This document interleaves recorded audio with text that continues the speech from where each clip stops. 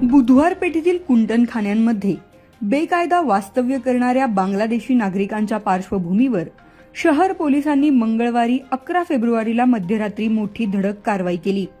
Police आयुक्त अमितेश कुमार यांच्या निर्देशानुसार गुन्हे शाखा व इतर पोलीस ठाण्यांच्या पथकांनी रात्री सुमारे 11च्या सुमारास सुरू केलेल्या या मोहिमेत तब्बल 39 कुंटणखान्यांची कसून तपासणी करण्यात आली।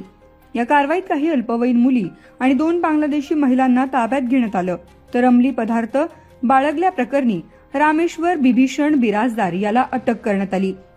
बुधवार पेठेतील कुंटणखान्यांवर अशा प्रकारची व्यापक कारवाई प्रथमच झाल्याची चर्चा आहे। रात्री 11 ते पहाटे 5 वाजेपर्यंत ही मोहीम सुरू होती। यामध्ये 3 पोलीस उपायुक्त, 8 सहाय्यक पोलीस आयुक्त, सुमारे 55 निरीक्षक, उपनिरीक्षक व 600 पेक्षा पोलीस कर्मचाऱ्यांचा सहभाग होता। या कारवाई दरम्यान पोलिसांनी बुधवार पेठेतील 41 इमारतींची तपासणी केली, तर सुमारे 700 लोकांची झडती घेण्यात आली। या तपासणीत पोलिसांना 2 बांगलादेशी महिलांची सुटका करण्यात यश आलं, तसेच काही अल्पवयीन मुलींचे रेस्क्यू करण्यात आले।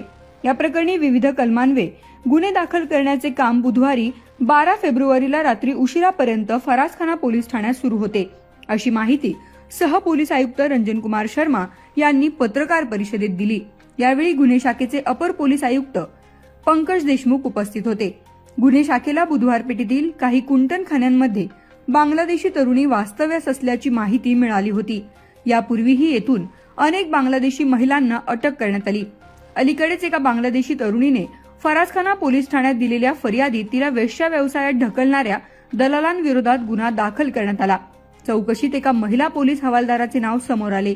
संबंधित हवालदाराने वरिष्ठांना माहिती न देता पीडितेला कुंटणखाना मालकीणीकडे सोपवल्याचा व पैशांची मागणी केल्याचा आरोप आहे। या प्रकरणी त्या महिला पोलीस कर्मचाऱ्याला निलंबित करण्यात आला आहे। अतिशय गोपनीय पद्धतीने ही कारवाई करण्यात आली। वरिष्ठ अधिकारी सोडता कोणालाच कोठे काय कारवाईसाठी जायचे आहे याची माहिती नव्हती। कुंटणखाने चालविणाऱ्यांना पूर्वसूचना मिळू नये म्हणून फरासखाना पोलीस ठाण्यालाही ऑपरेशन सुरू होईपर्यंत माहिती देण्यात आली नव्हती।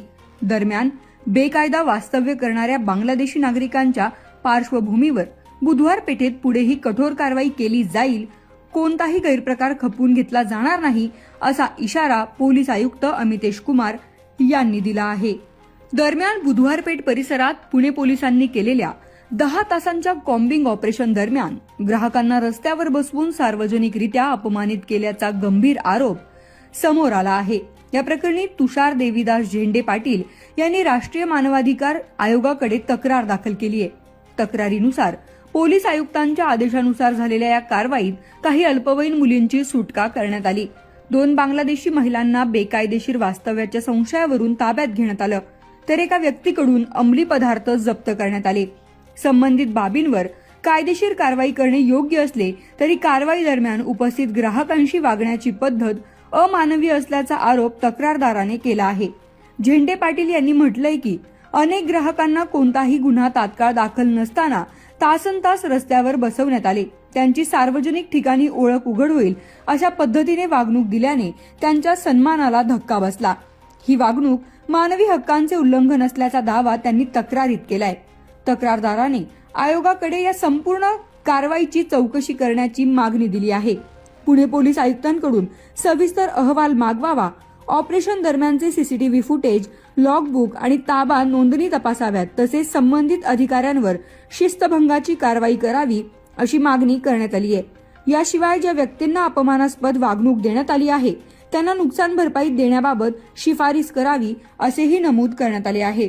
भविष्यात अशा प्रकारच्या कारवायांमध्ये मानवी सन्मान अबाधित राहील यासाठी स्पष्ट मार्गदर्शक सूचना जारी करण्याचीही विनंती आयोगाला करण्यात आली आहे।